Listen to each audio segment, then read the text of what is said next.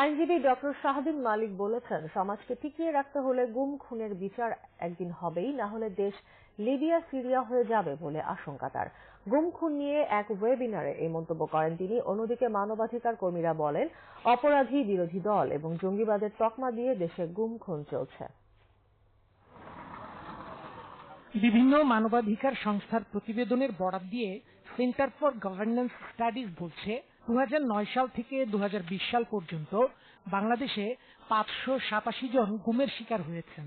এর মধ্যে শুধু 2020 সালেই 31 জন গুম হন। এ নিয়ে বৃহস্পতিবার সকালে ওয়েবিনারে বক্তারা বলেন, গুম খুন নিয়ে স্বরাষ্ট্রমন্ত্রী এবং পররাষ্ট্রমন্ত্রীর সাম্প্রতিক বক্তব্য খুবই দুঃখজনক।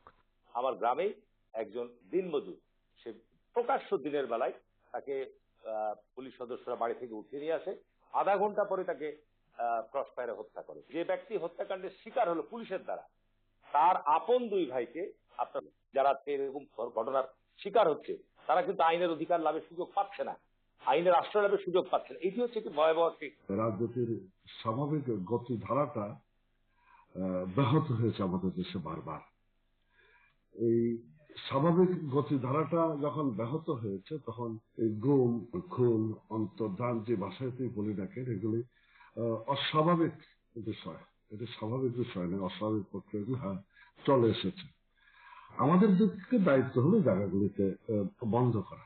গুমের নামে কারা আত্মগোপনে আছে আর কারা ভূমধ্য সাগরে সমাধি হয়েছে, এ ব্যাপারে সরকারের তথ্য প্রকাশ করা উচিত বলেও দাবি করেন বক্তারা। বিরোধী দল বা বিরোধী মত নির্বাচনের আগে পরে এই ধরনের বেশ কিছু ঘটনা আমরা প্রত্যক্ষ করেছি, এবং শত শত ঘটনা, একটি দুটি ঘটনা না।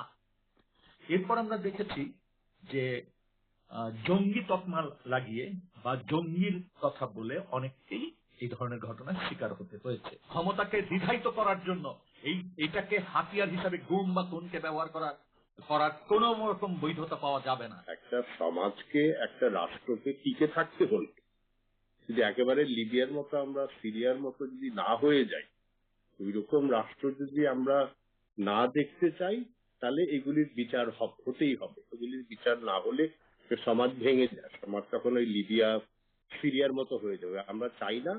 জাতীয় মানবাধিকার কমিশনের স্বচ্ছতা আনতে পুনর্গঠন করা প্রয়োজন বলেও মন্তব্য করেন আলোচকরা।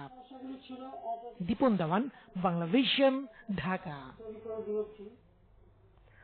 সরকারের 2 মন্ত্রী আর 1 উপদেষ্টার ফোনালাপ